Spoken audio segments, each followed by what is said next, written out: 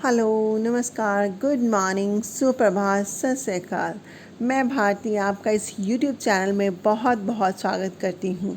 जैसा कि आप सब जानते ही हैं कि हम यहाँ पर सीटेट हिंदी पैडागोजिक कर रहे हैं और मैं यहाँ आपके लिए 2011 से 2019 तक जितने भी सीटेट के पेपर हुए हैं उनमें से हिंदी पैडागोजिक क्वेश्चंस आपके लिए लेकर आई हूँ, ताकि आपको पता चल सके कि आपकी कितनी तैयारी है, किस तरह से क्वेश्चन पेपर में आते हैं और किस तरह से उनको हल करना है। और आज मैं आपके लिए दिसंबर 2018 में जो सीटेट का पेपर हुआ था उसमें से हिंदी पैडागोजी क्वेश्चंस लेकर आई हूँ।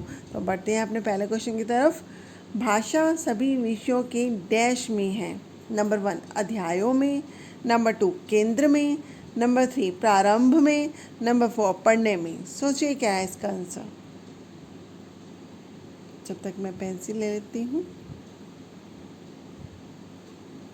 चलो डिस्कस कर लेते हैं। भाषा सभी विषयों के डैश में है। अध्यायों में ऐसा तो नहीं कहा जा सकता।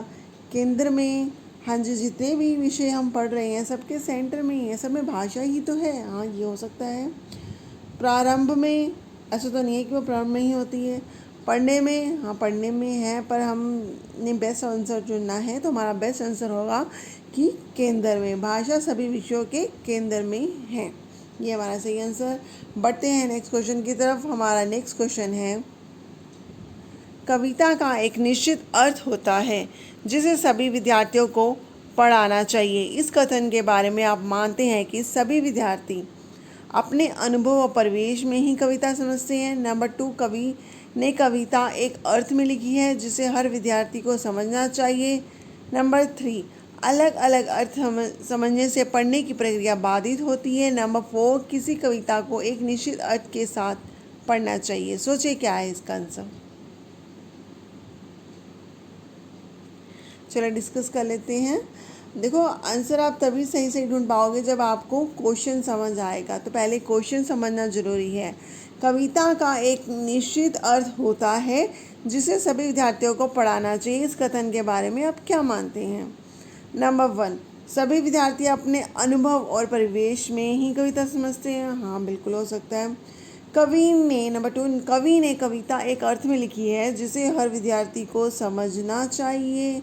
देखो, जब कवि कविता लिखता है तो वो एक अर्थ को ध्यान में रखकर लिखता है, पर जब पढ़ने वाला उसको पढ़ता है तो ज़रूरी नहीं है कि उसे कवि का अर्थ समझ आए, वो अपने ही अर्थ में समझता है, अपने परिवेश के अनुसार समझता है। तो ये आंसर नहीं होगा। नंबर 3 अलग अलग अर्थ समझने से पढ़ने की प्रक्रिया बाधित होती है। ऐसा तो नहीं है, ये भी नहीं है। किसी कविता को एक निश्चित अर्थ के साथ पढ़ना चाहिए। ऐसा भी ज़रूरी नहीं है कि एक निश्चित ही अर्थ के साथ पढ़ेंगे।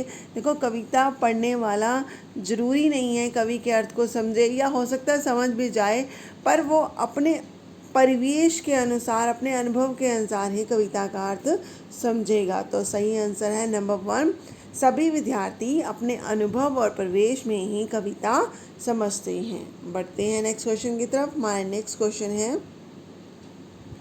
आप मानते हैं कि अलग अलग तरह की सामग्री पढ़ने के अवसर मिलने से नंबर 1 व्याकरण सम्मत भाषा लिखने को मिलती है।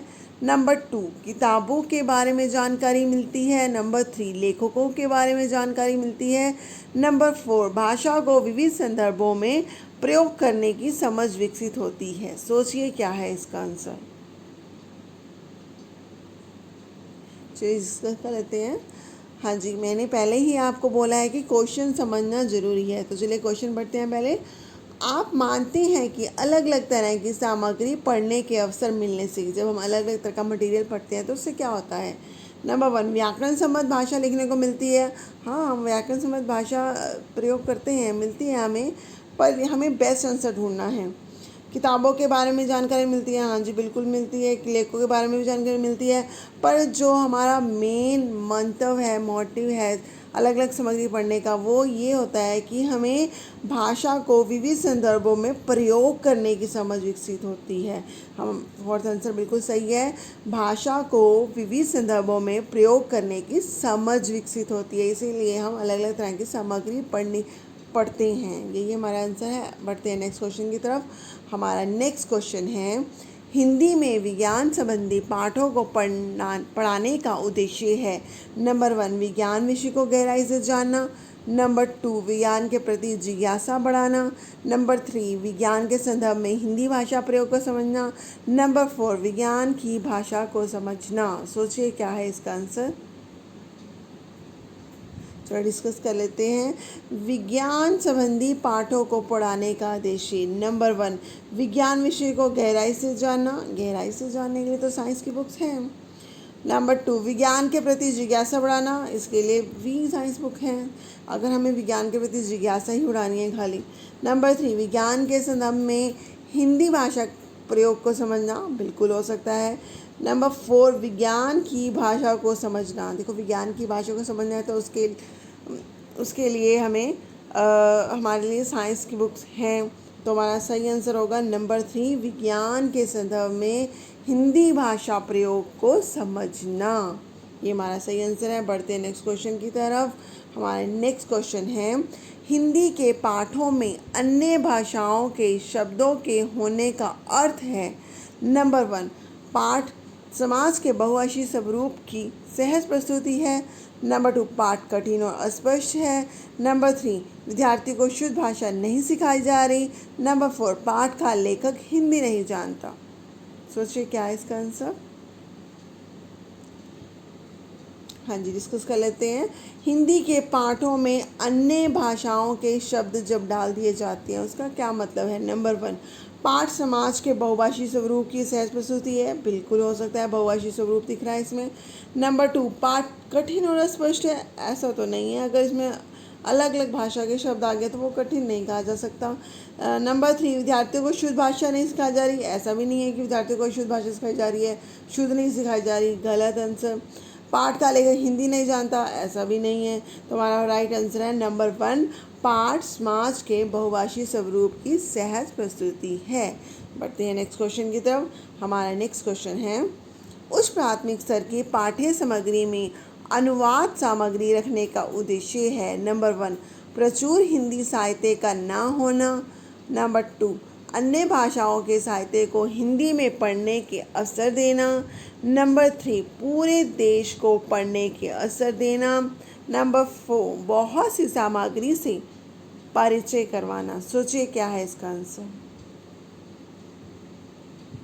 चलिए डिस्कस कर लेते हैं। हाँ जी, उच्च प्राथमिक स्तर की पाठ्य सामग्री में जो अनुवाद सामग्री रखी जाती है उसका क्या उद्देश्य है। नंबर 1, प्रचुर हिंदी साहित्य का ना होना, ऐसा तो नहीं है, बिल्कुल गलत। अन्य भाषाओं के साहित्य को हिंदी में पढ़ने का अवसर देना, बिल्कुल हो सकता है कि हमें अन्य भाषा के साहित्य को हिंदी में पढ़ने का अवसर मिले। नंबर 3, पूरे देश को पढ़ने के अवसर देना, हाँ हमें देश को अवसर देने हैं, पर उच्च प्राथमिक स्तर के जो पाठ्य सामग्री की बात हो रही है, हाँ पूरे देश की बात तो इसमें नहीं आएगी। नंबर 4, बहुत सी सामग्री से परिचय करना, ऐसा भी नहीं है कि हाँ हमें एक ही बार में बहुत सी सामग्री से परिचय दे देना है बच्चों को।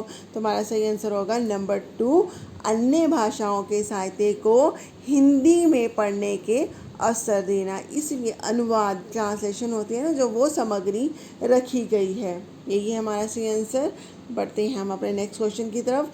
हमारा नेक्स्ट क्वेश्चन है, यदि आपकी कक्षा में दृष्टिबाधित बच्चे हैं तो आप क्या करेंगे। नंबर 1, उन्हें पढ़ने के उपयुक्त साधन देंगे। नंबर 2, उन्हें सभी बच्चों से अलग गतिविधि देंगे। नंबर 3, उन्हें उनसे कम गतिविधियां कराएंगे। नंबर 4, उनसे विशेष सहानुभूति से पढ़ाएंगे। सोचिए क्या है इसका सही आंसर।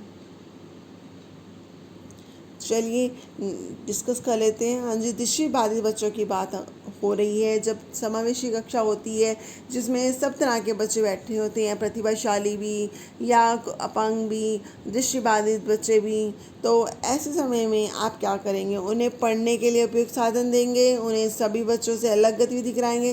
देखो अलग तो उन्हें करवाना नहीं, या उन्हें अलग की फीलिंग तो देनी नहीं, उन्हें हीन भावना नहीं देनी, उन्हें भी उनके बराबर ही उनके बराबर ही रखना है। नंबर 3, उनसे कम गतिविधि कराएंगे। ऐसा कुछ नहीं है कि बाकी बच्चों से ज़्यादा अगर हम उनसे कम गतिविधि कराएंगे तो उनमें हीन भावना आ जाएगी कि हम उनसे कम हैं, हमें ऐसी भावना बिल्कुल नहीं लेके आनी। नंबर 4, उन्हें विशेष सहानुभूति से पढ़ाएंगे। देखो हम ज़्यादा सहानुभूति दिखा देंगे तो भी उनमें ये भावना आएगी कि हम उनसे कम हैं, हमारे में कमी है।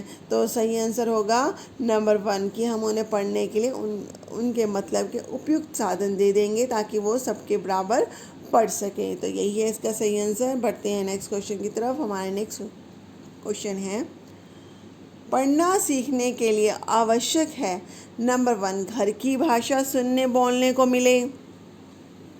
नंबर 2 लक्ष्य भाषा की अर्थपूर्ण और रोचक सामग्री सुनने पढ़ने को मिले। नंबर 3 चार्ट अधिक से अधिक कक्षा में लगाए जाए। नंबर 4 केवल लक्ष्य भाषा सुनने का माहौल हो। सोचिए क्या है इसका सही आंसर। चलिए डिस्कस कर लेते हैं। पढ़ना सीखने के लिए आवश्यक है कि नंबर 1 घर की भाषा सुनने को मिले। देखो घर की भाषा सुनने और बोलने को मिलेगी तो बच्चा लक्ष्य भाषा कैसे सीखेगा, तो ये तो इसका आंसर नहीं है। नंबर 2 लक्ष्य भाषा की अर्थपूर्ण और रोचक सामग्री सुनने को मिले, बिल्कुल हो सकता है क्योंकि हमें भाषा सीखनी है, जो बच्चे को सिखानी है उसकी अर्थपूर्ण और रोचक सामग्री मिल रही है, बिल्कुल हो सकता है। आगे पढ़ लेते हैं एक बार। नंबर 3 चार्ट अधिक से अधिक कक्षा में लगाया जाए। देखो चार्ट लगवाने से बच्चे को पढ़ना नहीं आएगा। नंबर 4 केवल लक्ष्य भाषा ही सुनने को मिले। केवल देखो लक्ष्य भाषा सुनने का माहौल हो, ये ठीक है, पर अगर केवल लगा दिया जाता है तो वो गलत माना जाता है, क्योंकि मैं आपको पहले ही बता चुकी हूँ जहाँ पर निपात शब्दों का प्रयोग आ जाता है वो आंसर वैसे ही गलत माना जाता है। तो हमारा सही आंसर है नंबर 2 लक्ष्य भाषा की अर्थपूर्ण और रोचक सामग्री सुनने और पढ़ने को मिले। बढ़ते हैं नेक्स्ट क्वेश्चन की तरफ। हमारा नेक्स्ट क्वेश्चन है, भाषा केवल अभिव्यक्ति का माध्यम ही नहीं बल्कि स्वयं से डैश का माध्यम है। नंबर 1 पढ़ने, नंबर 2 बातचीत, नंबर 3 सुनने, नंबर 4 लिखने। सोचिए क्या है इसका सही आंसर। चलिए डिस्कस कर लेते हैं। भाषा केवल अभिव्यक्ति का माध्यम ही नहीं बल्कि स्वयं से डैश का माध्यम है। पढ़ने, सुनने, लिखने, देखो ये तो तीनों कौशल ही आ गए। और सबसे अलग है बातचीत। देखो भाषा केवल अभिव्यक्ति का माध्यम ही नहीं स्वयं से बातचीत का माध्यम भी है। तो नंबर 2 इसका सही आंसर है। बढ़ते हैं नेक्स्ट क्वेश्चन की तरफ। हमारा नेक्स्ट क्वेश्चन है, लड़के होकर रोते हो यह कथन है। नंबर 1 भाषा को अध्यापकों की दृष्टि से पढ़ने को बाध्य होता है। नंबर 2 भाषा को जेंडर की दृष्टि से पढ़ने को बाध्य करता है। नंबर 3 भाषा को व्याकरण की दृष्टि से पढ़ने को बाध्य करता है। नंबर 4 भाषा को बच्चों की दृष्टि से पढ़ने को बाध्य करता है। सोचिए क्या है इसका सही आंसर। चलिए डिस्कस कर लेते हैं। लड़के होकर रोते हो, नंबर 1 बच्चे भाषा को अध्यापकों की दृष्टि से पढ़ने को बाध्य करता है, मतलब हम भाषा को अध्यापकों की दृष्टि से पढ़ रहे हैं। नंबर 2 भाषा को जेंडर की दृष्टि से पढ़ रहे हैं, दृष्टि से पढ़ने को बाध्य करता है। नंबर 3 भाषा को व्याकरण की दृष्टि से पढ़ने को बाध्य करता है। या नंबर 4 भाषा को बच्चों की दृष्टि से पढ़ने को बाध्य करता है। देखो जहाँ पर लड़का या लड़की कोई बात हो रही है तो ऑब्वियस है वो जेंडर की दृष्टि से ही कोई बात हो रही है, तो भाषा को जेंडर की दृष्टि से पढ़ने को बाध्य करता है। तो नंबर 2 इसका सही आंसर है। बढ़ते हैं नेक्स्ट क्वेश्चन की तरफ। हमारा नेक्स्ट क्वेश्चन है, कहानी के संदर्भ में कौन सा कथन उपयुक्त लगता है। नंबर 1 कहानी में शुरुआत होना आवश्यक है। कहानी में शुद्ध भाषा होना आवश्यक है। नंबर 3 कहानी में कथानक का होना आवश्यक है। नंबर 4 कहानी में संवाद होना आवश्यक है। सोचिए क्या है इसका सही आंसर। चलिए डिस्कस कर लेते हैं। देखो कहानी की बात चल रही है, कहानी के संदर्भ में सबसे उपयुक्त क्या होता है। कहानी में शुरुआत होना, ऐसा तो जरूरी नहीं है कि शुरुआत नहीं है तो कहानी नहीं होगी, कहानी नहीं, ऐसा नहीं है। शुद्ध भाषा होना, मान लो भाषा शुद्ध नहीं है तो भी कहानी होगी। संवाद नहीं भी है तो भी कहानी होगी। पर कथानक होना बहुत ज़रूरी है। जब तक कहानी कथानक नहीं होगा तब तक कहानी नहीं कही जा सकती। तो यही है इसका सही आंसर।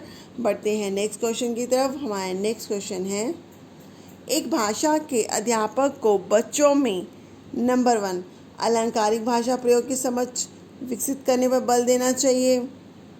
नंबर 2, विविध संदर्भों में भाषा प्रयोग की क्षमता विकसित करने पर बल देना चाहिए। नंबर 3, शुद्ध भाषा प्रयोग की क्षमता विकसित करने पर बल देना चाहिए। नंबर 4, भाषा सिद्धांतों की समझ विकसित करने पर बल देना चाहिए। सोचिए क्या है इसका सही आंसर। चलो डिस्कस कर लेते हैं। हाँ जी, एक भाषा के अध्यापक की बात हो रही है, उसको क्या करना चाहिए। एक भाषा के अध्यापक को बच्चों में नंबर 1, अलंकारिक भाषा प्रयोग की समझ विकसित करने पर बल देना चाहिए। अलंकारिक भाषा सिखानी है, पर ये जरूरी नहीं है कि हमें उसी पर ही बल देना है, उसी पर ही फोकस करना है, तो ये तो नहीं हो सकता। नंबर 2, विविध संदर्भों में भाषा प्रयोग की क्षमता, बिल्कुल हो सकता है कि हम विभिन्न संदर्भ में बच्चों को भाषा प्रयोग करने की क्षमता सिखा रहे हैं। तो अगला भी पढ़ लेते हैं। नंबर 3, शुद्ध भाषा प्रयोग की क्षमता विकसित करने पर बल देना। देखो, बच्चों को भाषा सिखानी है शुद्ध, पर उसी पर ही बल देना ये सही नहीं है। नंबर 4, भाषा सिद्धांतों की समझ विकसित करने पर बल देना। देखो, सिद्धांतों की भी समझ देनी है, पर उसी पर ही बल देना ये भी सही नहीं है। तो हमारा सही आंसर होगा नंबर 2, विविध संदर्भों में भाषा प्रयोग की क्षमता विकसित करने पर ही बल देना चाहिए। देखो, एक भाषा के अध्यापक के रूप में हमें ये काम पहले करना है, बाकी काम बाद में करने हैं। और वैसे भी जब सारे आंसर आपको सही लग रहे हैं तो आपने वही चुनना है जो बेस्ट हो। तो हमारा सही आंसर है, बेस्ट आंसर है नंबर 2। पढ़ते हैं नेक्स्ट क्वेश्चन की तरफ। हमारा नेक्स्ट क्वेश्चन है, ये हमारा लास्ट क्वेश्चन था। चलो, वीडियो पसंद आए तो इसको लाइक ज़रूर करिए, शेयर करें, सब्सक्राइब करें। धन्यवाद।